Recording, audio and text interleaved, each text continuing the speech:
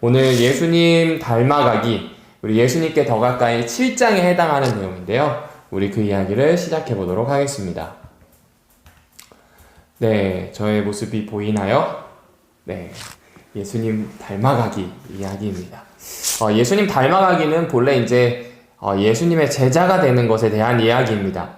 예수님의 제자가 되는 것이 도대체 무엇인가? 라고 하는 이야기죠. 오늘 그 교가의 본문에서는 이렇게 잡고 있습니다. 내용을 고린도 후서 5장 17절부터 20절에 해당하는 내용을 가지고 좀 잡았더라고요. 우리 크게 어렵지 않은 번역으로 된 성경을 가지고 왔습니다. 그래서 찬찬히 읽고 이게 어떤 내용인지 마음에 좀 새겨본 다음에 말씀을 본격적으로 들어가 보겠습니다. 자, 그러면 고린도후서 5장 17절부터 20절까지 같이 읽어보도록 할게요. 준비됐죠? 시작! 누구든지 그리스도를 믿으면 새 사람이 됩니다. 낡은 것은 사라지고 새 것이 나타났습니다. 이것은 모두 다 하느님께로부터 왔습니다. 하느님께서는 그리스도를 내세워 우리를 당신과 화해하게 해 주셨고 또 사람들을 당신과 화해시키는 임무를 우리에게 주셨습니다. 곧 하느님께서는 인간의 죄를 묻지 않으시고 그리스도를 내세워 인간과 화해하셨습니다. 그리고 그 화해의 이치를 우리에게 맡겨 전하게 하셨습니다. 그러므로 우리는 그리스도의 사절로서 그분을 대신하여 여러분에게 간곡히 부탁합니다. 하느님과 화해하십시오. 이것은 결국 하느님께서 우리를 시켜 호소하시는 말씀입니다. 아멘. 네, 고린도후서 5장 17절부터 20절까지의 말씀을 공동 번역으로 좀 읽어보았습니다. 개신교회와 가톨릭이 같이 번역한 다음에 사실 그 이후에 잘 사용하지 않는 성경이긴 한데요. 하나님 대신에 하느님이라고 썼던 건 사투리의 차이라고 하는 것 기억하고 계시죠? 오늘 이야기를 하면서 여러분은 어떻게 쉽게 좀 이해시킬 수 있도록 도와줄 수 있을까 생각을 하다가 이 친구를 좀 발견하게 됐어요. 여러분 혹시 이 친구가 누군지 아세요? 네, 애벌레입니다. 너무 쉽죠? 그럼 무슨 애벌레일까요? 전 잘 모르겠어요. 이렇게 나뭇이파리를 먹고 점점 자라니 애벌레는 어느 순간이 되면 자기의 몸을 이렇게 막 싸서 고치가 됩니다. 고치. 그 고치에서 한 며칠간을 지내고 나면 날개가 달린 짜잔! 맞습니다. 나비가 됩니다. 여러분, 애벌레가 나비가 돼요. 우리는 이 과정을 어느 정도 알고 있어요. 벌레가 날개가 달린 나비가 됩니다. 이전과는 완전히 다른 존재가 된 거예요. 애벌레에서 나비로, 나뭇잎을 먹고 사는 아이에서 이제 하늘을 날아다니고 꽃을 보고 꽃 안에 있는 것들로 영양을 섭취하는 아이로 바뀌게 됩니다. 오늘 성경은 그 이야기를 우리에게 해주는 거예요. 누가 예수님의 제자인가? 누구든지 예수님을 믿어서 새 사람이 되면 예수님의 제자라고 표현합니다. 왜 새 사람이라고 하냐면 낡은 것은 사라지고 새 것이 나타났기 때문이래요. 내가 예수님 만나기 전에, 예수님 믿기 전에 있는 모든 것들은 낡은 것이 되고 예수님을 만난 후에는 새 것이 나타납니다. 그 새 것은 18절에 나오는 것처럼 모두 다 하느님께로부터 오는 것이라고 이야기해줘요. 그러니까 애벌레 같은 사람이 나비로 바뀌게 되는 겁니다. 예수님을 만나게 되면서 완전히 새로운 존재가 된다는 거죠. 이걸 예수님이 그 당시에 전했던 이야기로 한번 살펴볼까요? 예수님은요, 회개하라, 하나님의 나라가 이르렀다, 그러니 준비해라 라고 하는 메시지를 그 당시 사람들에게 전하셨대요. 사실 하나님의 나라가 만약 시작이 된다면 로마 제국도 없어져야 되고요. 또 주변에 식민지였던 각각의 나라들도 없어져야 됩니다. 다 하나님 나라에 굴복해야 되겠죠. 하지만 예수님이 오신 이후에도 또 예수님이 십자가를 지시고 돌아가셨을 때에도 예수님이 돌아가신 이후에도 그 나라들은 여전히 있었습니다. 로마도 제국으로 여전히 있었어요. 예수님은 지금 이 나라가 국가를 이야기하는 것 아니다라고 말씀하십니다.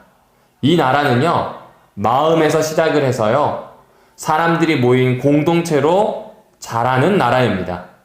마음에 하나님의 나라가 임하는 거예요. 이루는 겁니다. 이 나라는 예수님이 오셔서 사람들을 만날 때 씨앗처럼 심겨졌습니다. 어떻게 심으셨냐고요?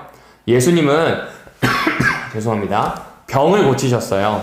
병을 고치는 봉사를 통해서 내 몸이 이렇게 회복될 수 있구나. 이제는 온전한 사람으로 건강하게 살아갈 수 있겠구나. 나는 아프고 병들어서 평생 고생하는 사람이 아니라 건강하게 앞으로 살아갈 새 사람이 되었구나를 알려주신 거예요.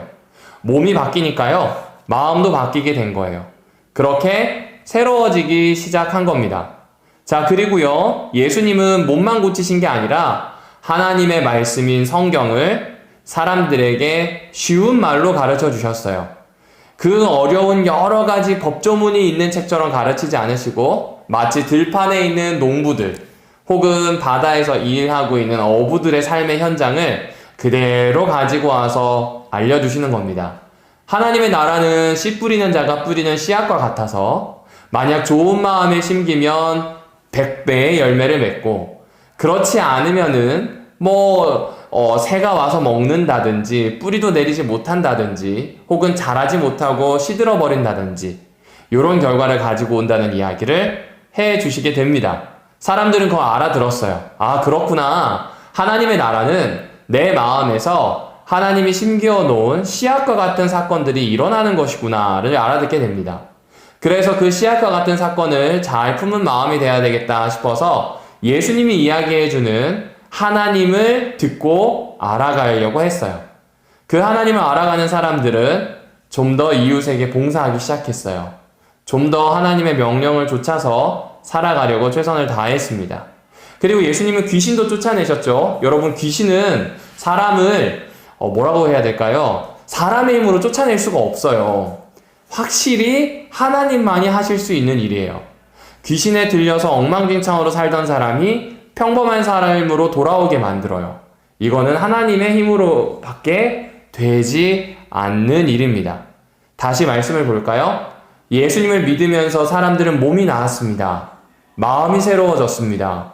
귀신과 같이 나를 붙잡고 있는 이상한 힘들, 정말 강력한 권세들이 사라지기 시작했습니다. 하나님의 말씀을 알아듣고 그 말씀대로 살아가기 시작했습니다. 이것이 어디로부터 왔다고요? 하나님으로부터 왔다는 겁니다. 왜 이 이야기를 할까요?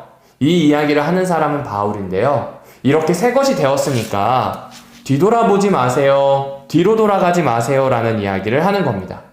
새로워졌으니까 로마 사람들처럼 돈 많이 버는 것, 돈을 추구하는 것, 우상을 섬기는 것, 웅변을 해서 나를 과시하는 것, 이런 것에서 돌아서서 마음이 새로워지고 하나님이 만들어주시는 평화를 내가 먼저 가지고 사람들에게 나누어 주자는 거죠. 제국에서 살아가지만 제국의 법칙이나 제국의 문화대로 사는 게 아닌 거예요. 힘을 과시하거나 아니면은 그것을 쫓아가는 사람이 아니라 하나님의 말씀을 쫓아서 사람들을 돌보고 손해보는 것 같지만 그 사회에서 가장 하기 힘든 일들을 한번 해보자는 겁니다. 그리고 무엇보다 예수님의 가르침을 쫓아가보자. 뒤를 돌아보지 말자는 거죠. 그렇게 하는 사람에게 실제로 행복함이 있었거든요. 그러니 다른 것에서 행복을 찾지 말고요. 그리고 그렇게 찾았던 과거에 살지 말고요. 앞으로 나아가자는 이야기를 해주고 있습니다.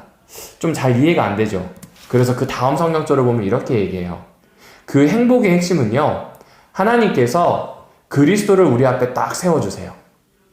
예수님을 우리 앞에 내세워서 우리 모두와 하나님이 화해하게 하셨다는 겁니다.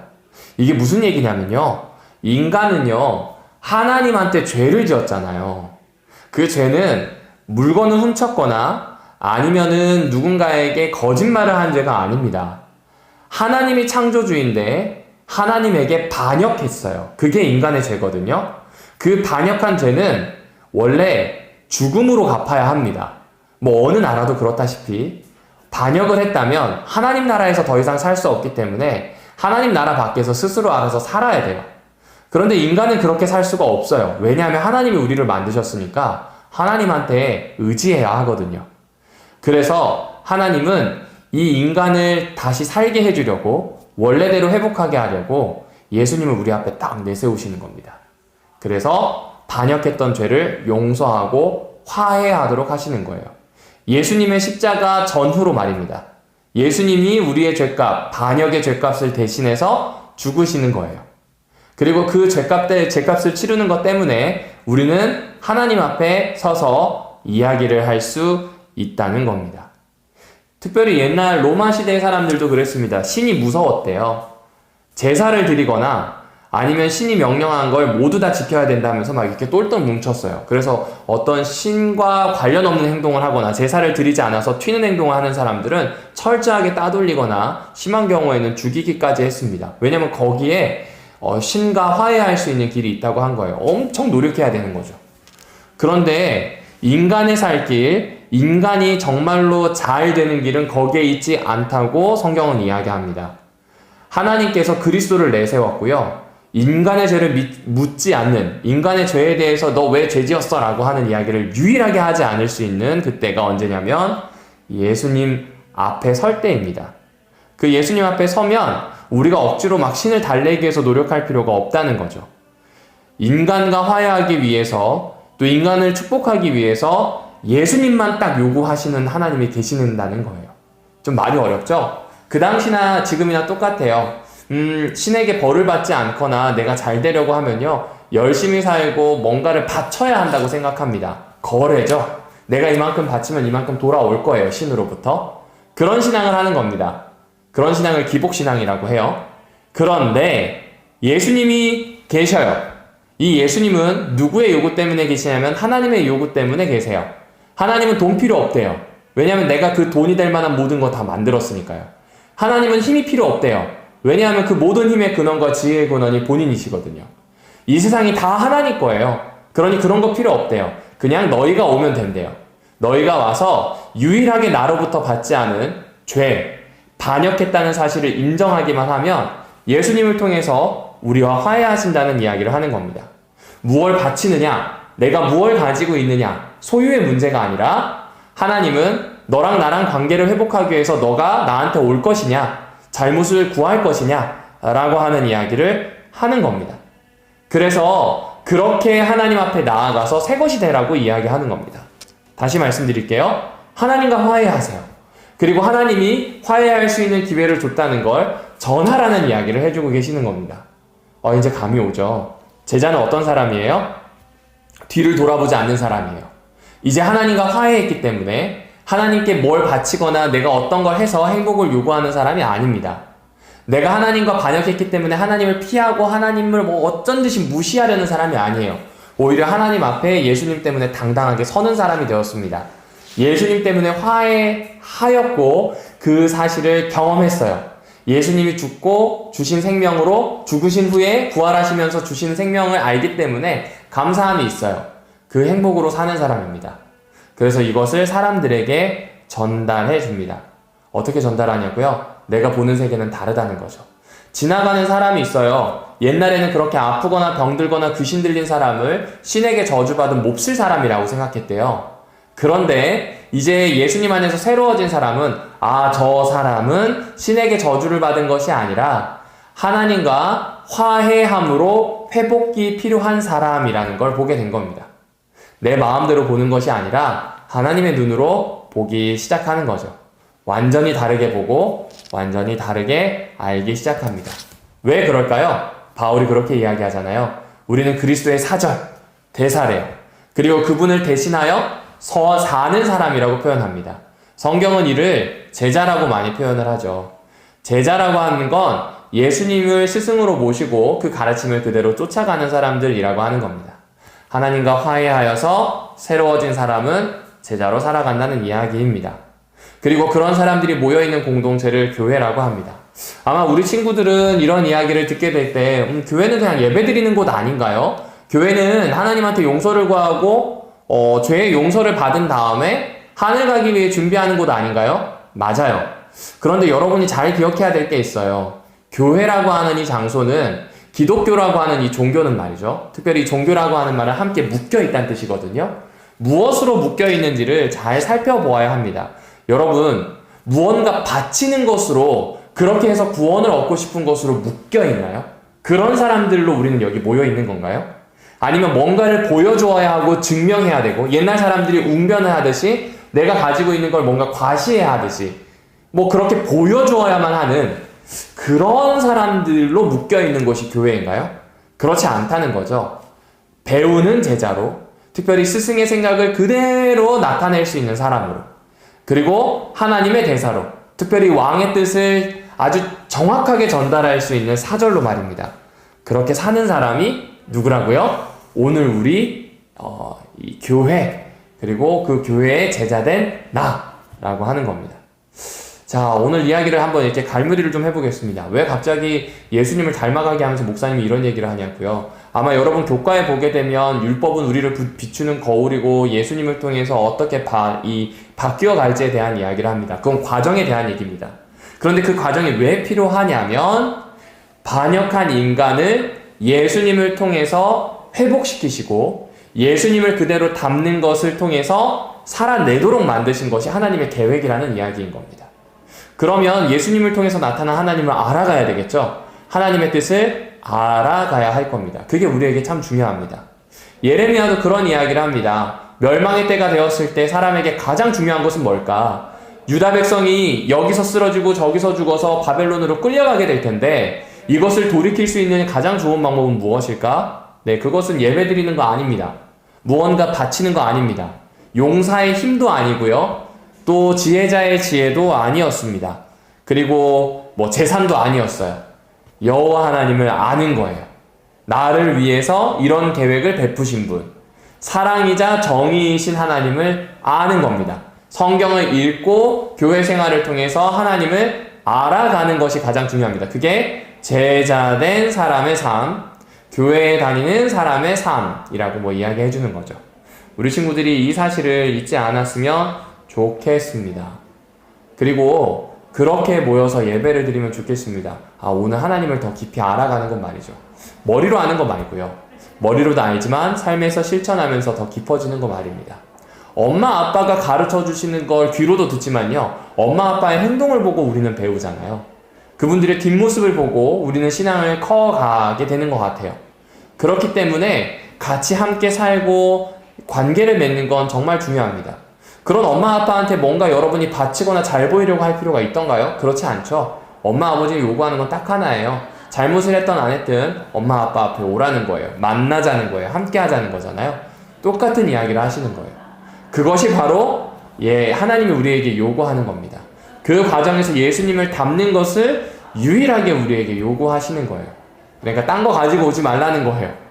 하나님의 나라의 사람으로 살기 위해서 하나님 앞에 나와서 관계를 맺고 친해지고 알아가고 하나님에 맞추어서 나를 점점점 바꾸어가는 경험을 해보자고 이야기하시는 겁니다.